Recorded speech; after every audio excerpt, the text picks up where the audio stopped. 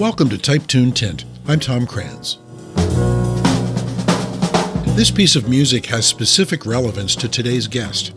The entire band is made up of members of Lisa Michaud's family.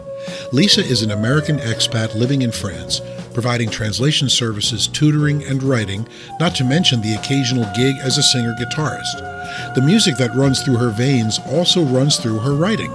We'll talk about her new novel, Somewhere in Hollywood, and the music of life that brought her to it, and hear how this tune, featuring a future star pianist, fits into the picture. And I'm joined by Lisa Michaud from her palatial suite in Paris, France. Lisa, you are the second most distant person I've interviewed here. I interviewed somebody once from Australia, but first of all, welcome. What's the weather like in Paris these days? Hey, Tom, thanks for having me.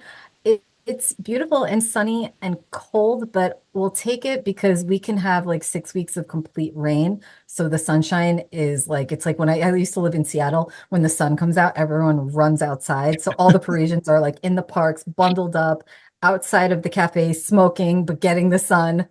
So Yeah, I have a friend who lives in Seattle, and that sounds very familiar to me. yeah. We are here for, I was going to say the sole purpose of talking about Lisa's latest book, but Lisa has such an interesting past, and there's so much going on that we have a lot to talk about here. But we will, first of all, I mentioned briefly in the open, but I guess kind of the main reason we're here is to talk about the launch of Lisa's second book, Somewhere in Hollywood.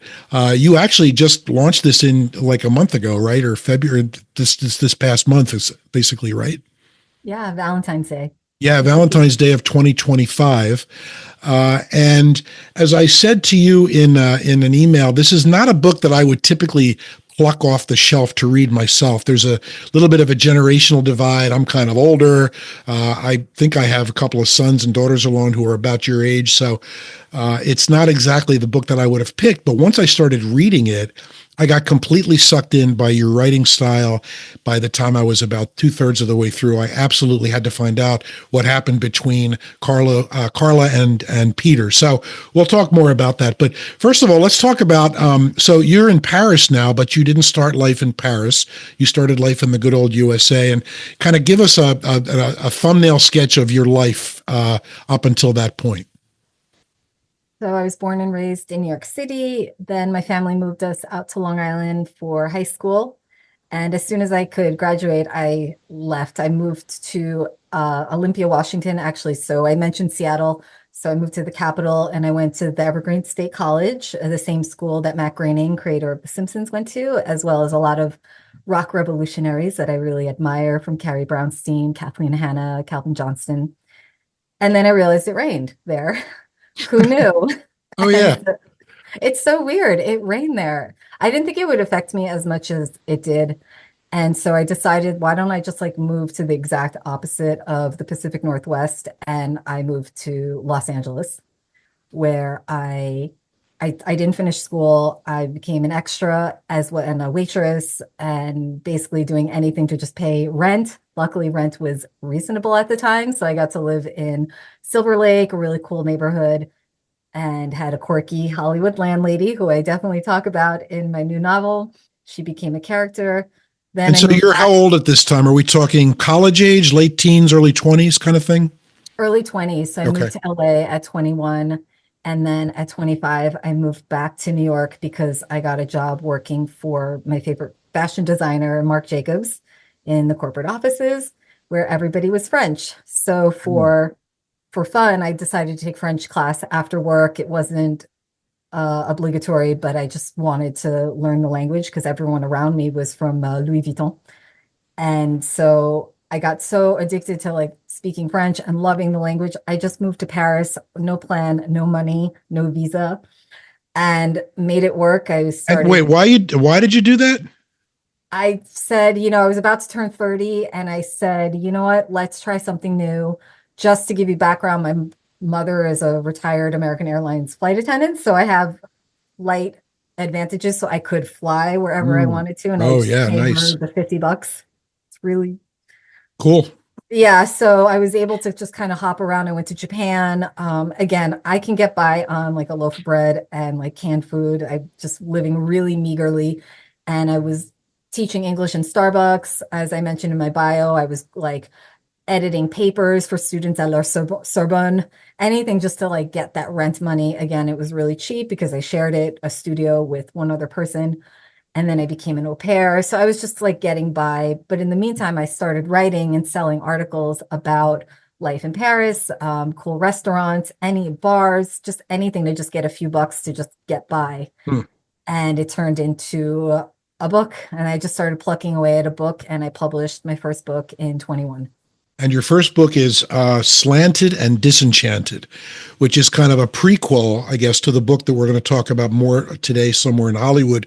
Again, it talks about these two young people who are trying to find their way in life and et cetera. So the book that I read that we're going to talk about mostly this is semi-autobiographical, I'm guessing, or yes, no, kind of.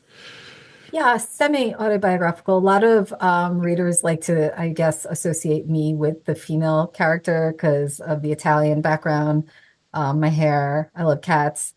I actually identify more with the guy.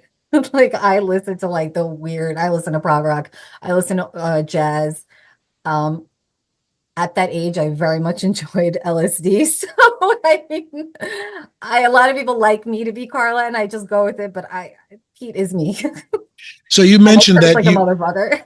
And so in the book, Carla is a young woman who's working as a movie extra or a TV extra, and she seems like she does. You mentioned also that you did that as well, right? Did you really? What's I just interviewed an actor who just wrote his first book, and he works every day, does a lot of stuff where he has like 2 or 3 lines, and it's just what a life. How come he didn't stay with that? Because I realized one, I'm probably not a great actress or I don't have an interest. I did it because I couldn't get a job at a coffee house or like getting the waitressing job took forever. And once Mm. I got it, I got a good one and I like stuck with it for years. And but it's not really the scene that I was really into. Like getting one or two lines is amazing. Yeah, Oh my, like that's what that's I get. That a speaking role, even if it's one line, is like huge, right?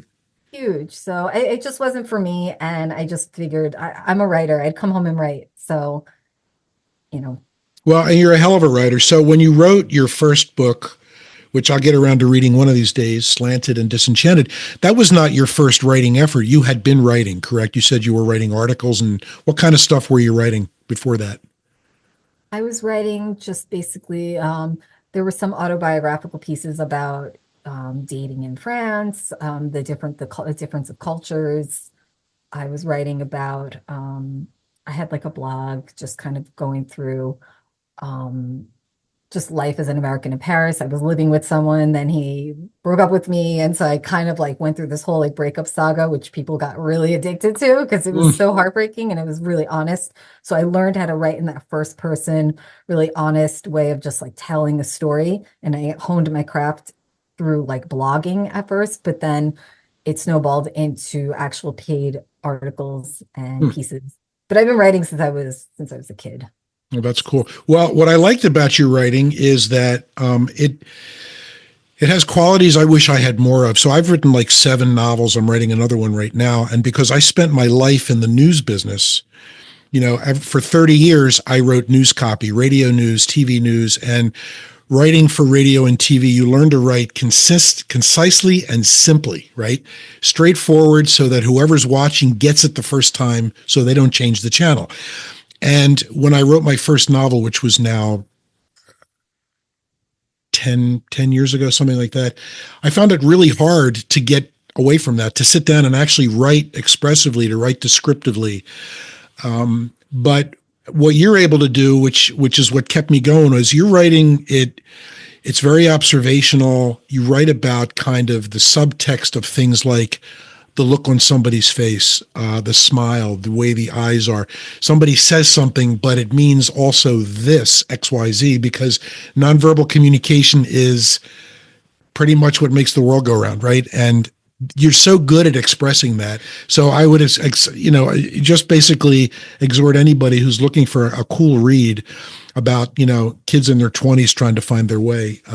Lisa's books are good. So you decided one day that it was okay to just kind of write about yourself and write this in a book. Did you have any kind of reservations of writing something that was autobiographical or not really?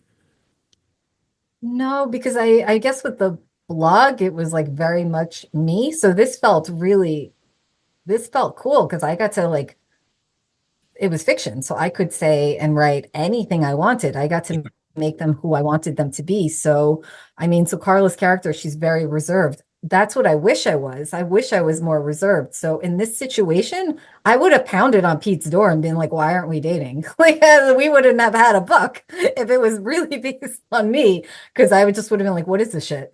Um, so I kind of like put in aspects of personality, like a personality that I wish I had. I wish I was more reserved. I wish I, you know, thought before I spoke. So I created a character based on like an idea of like just kind of that stoic person. And I always like, I have friends who are like that, and I'm always envious. I'm like, how do you keep your mouth shut? I'm always talking, but I blame that on my Italian background because we just say what we think. And so I plucked parts of my life that I have background in. I always wanted to write about being an extra because here in France, when I tell people I was an extra, they're like, how'd you get that? And I'm Yeah, like, no, starstruck, right?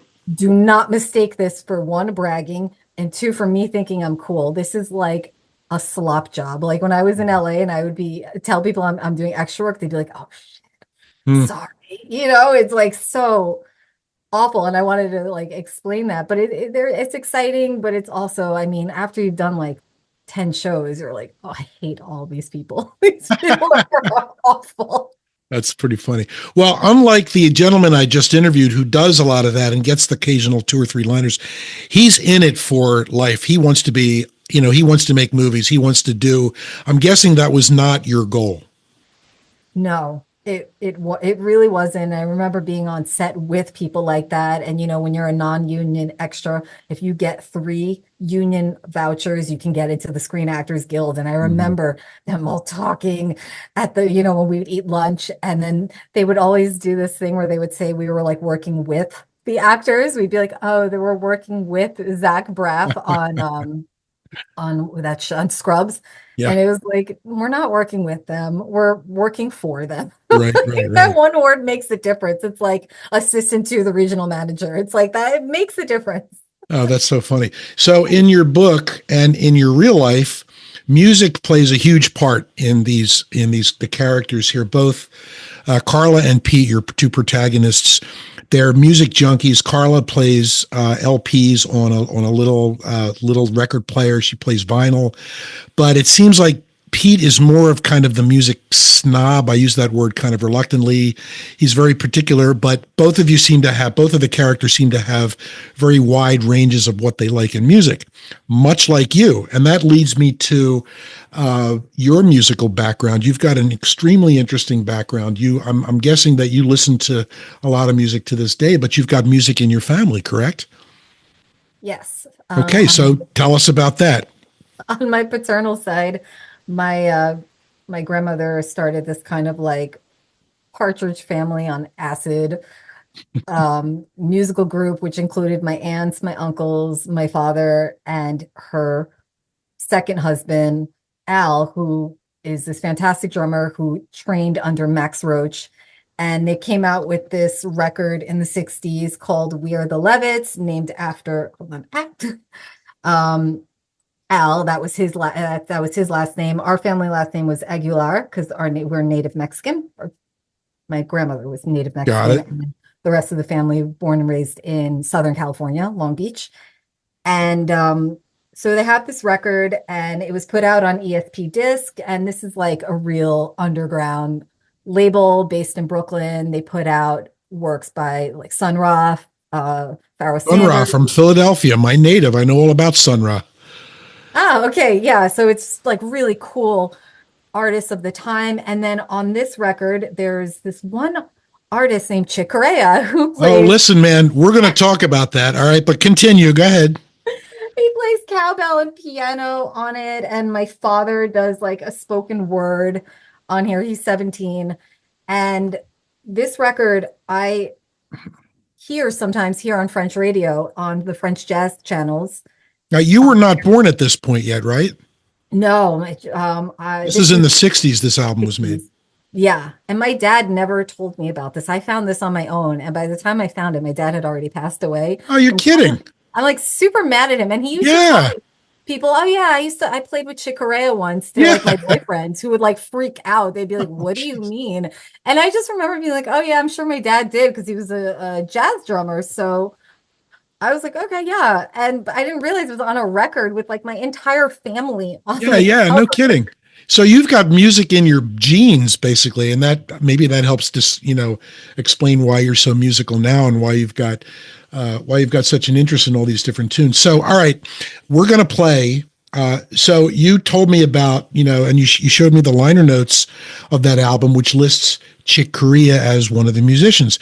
And I got to tell you, Chick Corea, when he died a couple of years ago, I felt the same way as when John Lennon died. I felt like a part of myself died because I listened to his music for 50 years. I discovered him with an album called Light as a Feather in 1973, and I listened to all of his iterations all the way through. He was my very favorite jazz piano player, and he introduced me to all different kinds of music. So when I saw that Chick Corea was on this album, I fell out of my chair. So we're going to play a tune from We Are the Levitts. It's called Notes So High. You pointed this out to me. It's a really good song. And the recording is really good. I'm remembering that this is the 60s, so we don't have digital recording at the time. But so what? A lot of the analog recordings are good, if not better. I'm going to play this going out into what I normally do as a break. But you're about to hear, this is going to be Lisa Michaud's family members, the Levitts, from the album called We Are the Levitts, which is floating out there someplace, I guess. And this tune called Notes So High, featuring Chick Corea on piano. When we come back, you'll hear a very brief self-serving promo for one of my books, and then we'll get right back to talking to Lisa. So without further ado, Notes So High, featuring Chick Corea.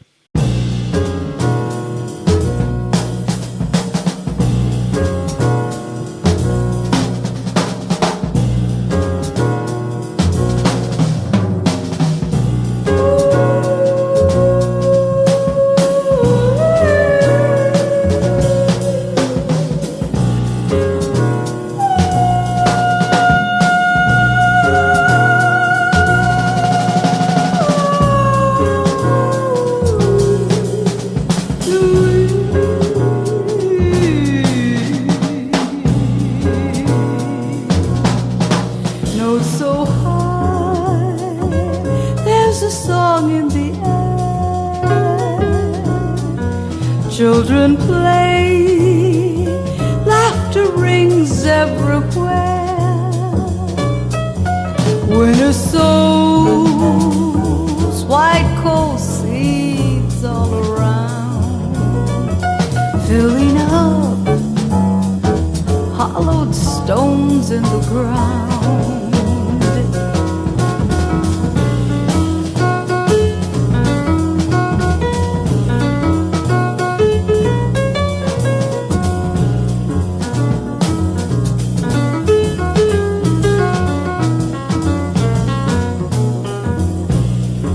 Little child, with your cheek cold as snow. Little child, laughter wrinkles your nose. Winter's here, and the wounds soon will burst. Winter's here, little child, soon will thirst.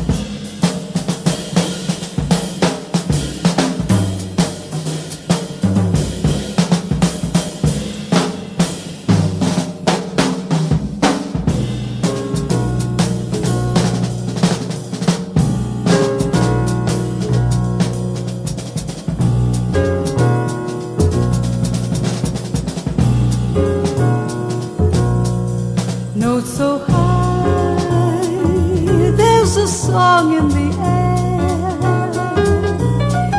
Children play, laughter rings everywhere. Winter sows white coal seeds all around, filling up hollowed stones in the ground.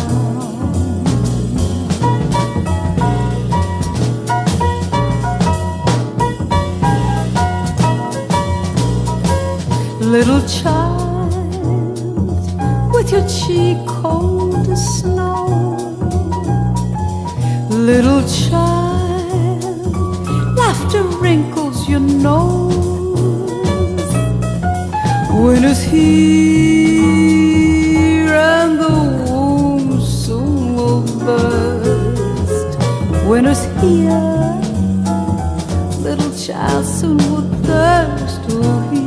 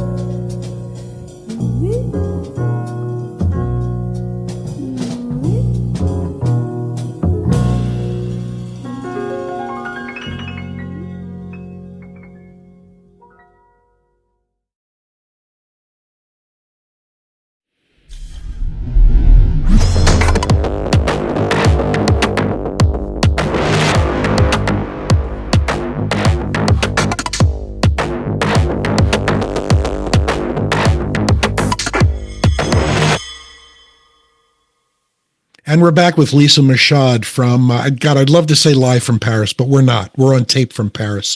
But it's cool. Lisa's a Parisian now since 2009, did I read? Yeah, 2009. And so you have a husband and a kid. Did you meet your husband in Paris? Yes, a few years after I had like established my life here. So I always like to like make that clear that I didn't like move here for someone. I moved here for me and had like a little life. I had my own apartment. I had a little job, and then I met him.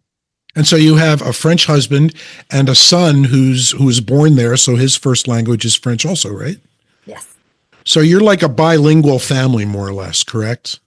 Yes, we really do run our house more American style. Like when somebody calls my husband around 6 o'clock, he's like, "Oh, we're eating dinner," and they're like, "Oh, sorry, we forgot. It's an American house because they eat later here. Not like Spain late, but closer to 8." And I'm, so we eat around 6:30. But yeah, so it's a bilingual house. My son speaks complete Fringlish and he doesn't even realize it. He'll be like, "Maman, est-ce que tu peux choisir my outfit?" And how old is he? He's 9. 9. Okay. Wow. He's really cool. And his music education is so top notch. For Christmas, my mom got him a limited edition Pet Sounds, which he was excited about. He colored vinyl Strokes, Is This It? He loves LCD Sound System. He loves Ween. He loves Fish. So, and he's 9, huh? Good for him. He's 9. Yeah, we were trying to get tickets to see Fish in Forest Hills this summer, but because of like the price flexing, I guess they do. The tickets were like $600 a piece, and I've been crazy. seeing Fish since '90. This summer tour, I guess, because they did this price flexing thing, I guess, which is what the Taylor Swift issue was. Also, why the tickets were so expensive, because it's based on demand. Yeah, it's crazy. That's how they're. So we couldn't do that. So we're gonna do couch tour where you can stream it and watch it from home. So your character in Somewhere in Hollywood, the book we're talking about here, folks, Carla, she and her, I want to call her boyfriend, but Pete's really not. She and Pete both were in a band, and that's what brought them to LA. And she played guitar and she sang. Do you do that, or did you ever play guitar and or sing? Yes, I do both those things. Do you? You still do it today? Do you do it in front of people? Yes. Really? So you perform? Yes, we have something here called Music Day on the summer solstice.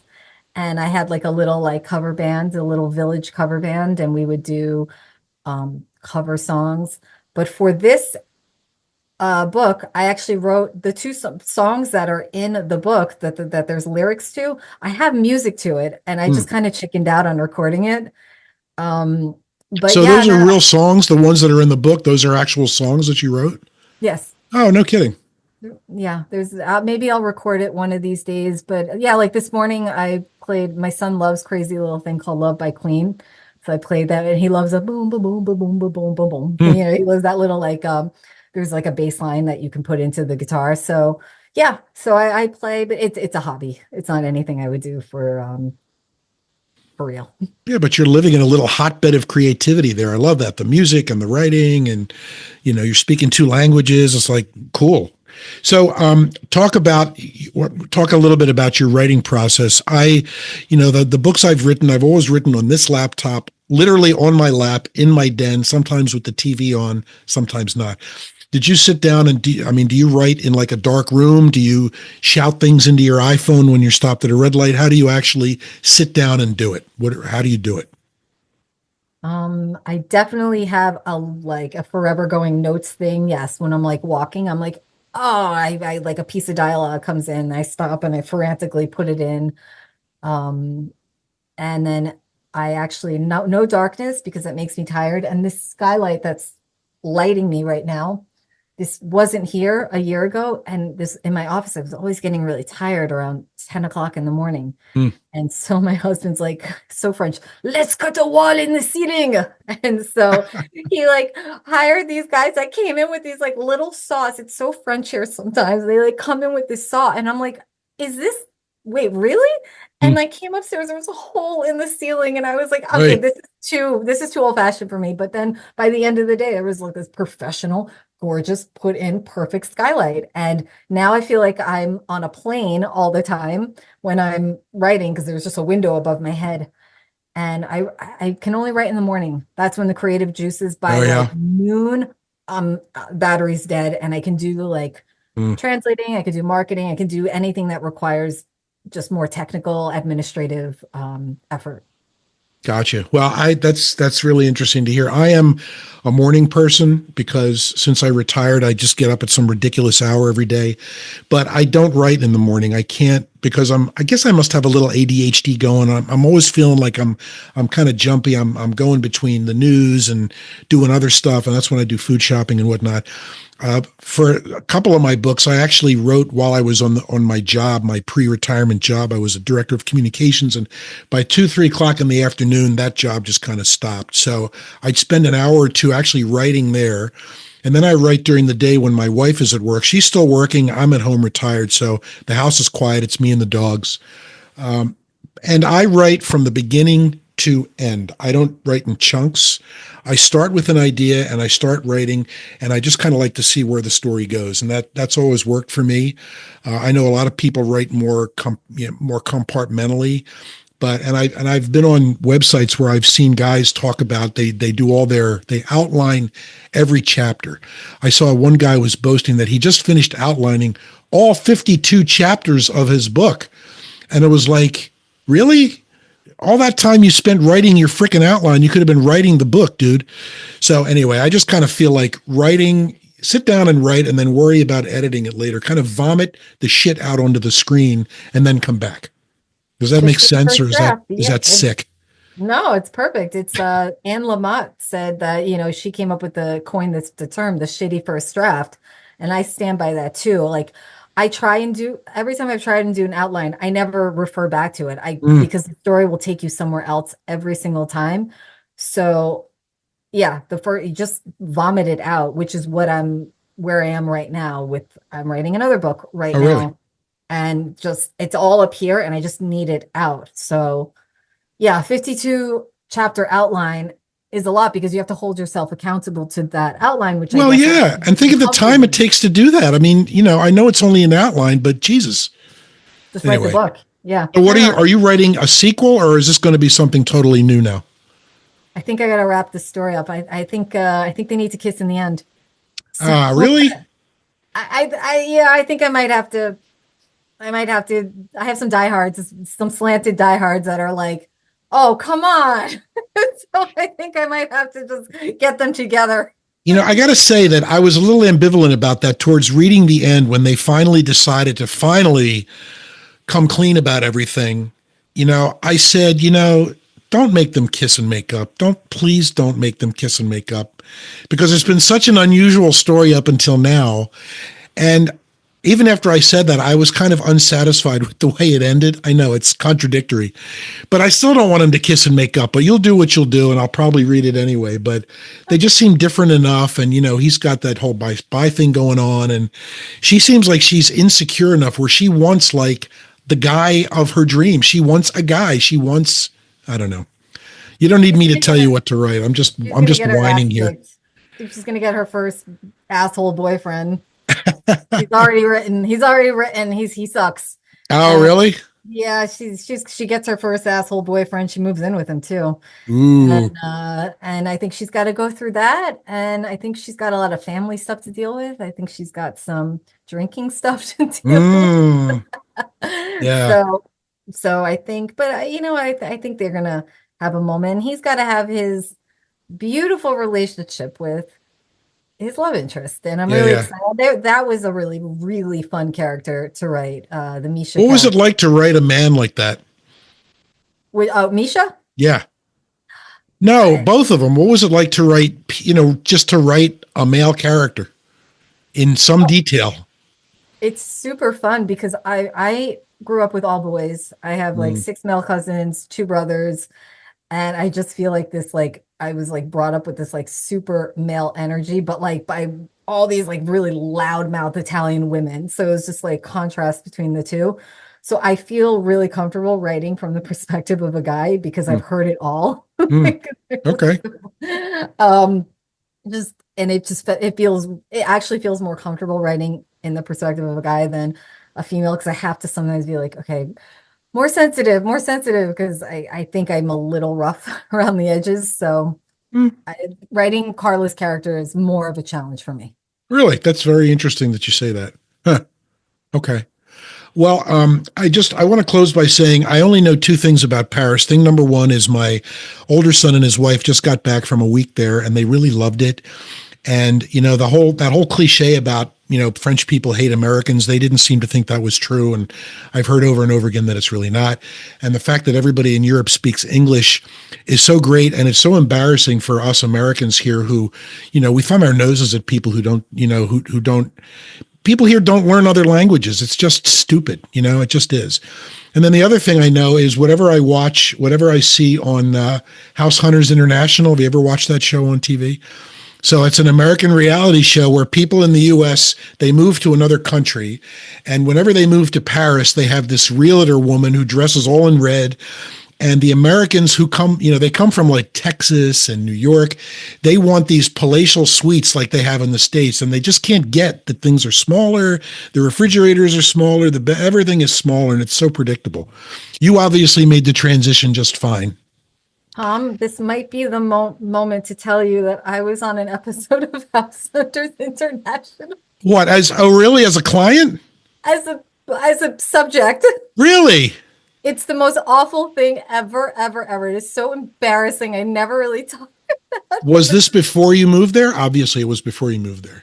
Not really. It was 2 years after I moved there. So my blog was not widely read, but it was read. And I had put in there that my boyfriend at the time, who's now my husband, we were looking for a new apartment.